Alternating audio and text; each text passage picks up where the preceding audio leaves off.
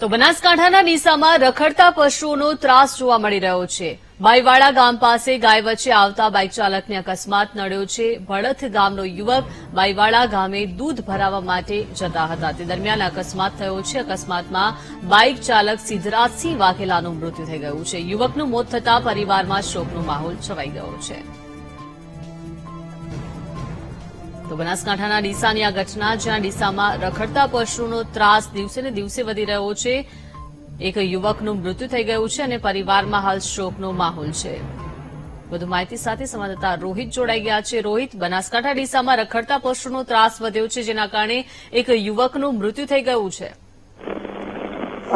દીપિકા, ચોક્કસથી વાત કરવામાં આવે તો જે પ્રમાણે બનાસકાંઠા જિલ્લામાં છેલ્લા ઘણા સમયથી રખડતા પશુઓના કારણે અનેક નાના મોટા અકસ્માત સર્જાયા છે। કેટલાક લોકો ઇજાગ્રસ્ત થયા છે તો કેટલાક લોકો મોતને ભેટ્યા છે।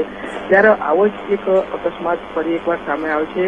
તંત્ર ગમે એટલા પ્રયાસો કરે તેમ છતાં પણ રખડતા પશુઓની સમસ્યામાંથી લોકો મુક્ત થઈ શક્યા નથી। આજે પણ રખડતા પશુઓના કારણે અનેક લોકો જીવ ગુમાવવો પડે છે। ત્યારે ડીસા તાલુકાના બાઈવાડા ગામે પણ રખડતા પશુના કારણે એક યુવકનું મોત થયું છે। ભડત ગામે રહેતા જે 18 વર્ષીય યુવક સિદ્ધરાજસિંહ વાઘેલા દૂધ ભરાવવા માટે બાઈવાડા તરફ જઈ રહ્યા હતા, તે તરફ રસ્તામાં પશુ વચ્ચે આવી જતા અકસ્માત સર્જાયો હતો।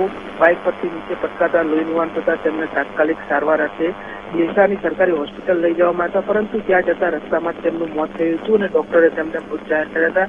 પરંતુ ચોક્કસથી કહી શકાય કે જે પ્રમાણે છેલ્લા એક મહિનાની અંદર જ અનેક ડીસા અને આજુબાજુના વિસ્તારોમાં જે રખડતા પશુઓના કારણે મોત નીપજ્યા છે લોકોના, તેના કારણે હાલમાં લોકોમાં પણ તંત્ર સામે રોષ જોવા મળી રહ્યો છે। ત્યારે હાલ તો લોકોની માંગ છે કે તાત્કાલિક ધોરણે જે રખડતા પશુઓ છે તેમના અલગ એક વ્યવસ્થા કરવામાં આવે, જેથી જે વારંવાર અકસ્માતો સર્જાઈ રહ્યા છે તેનો ઉકેલ આવી શકાય। એ રીતે આભાર રોહિત, વિગત આપવા બદલ।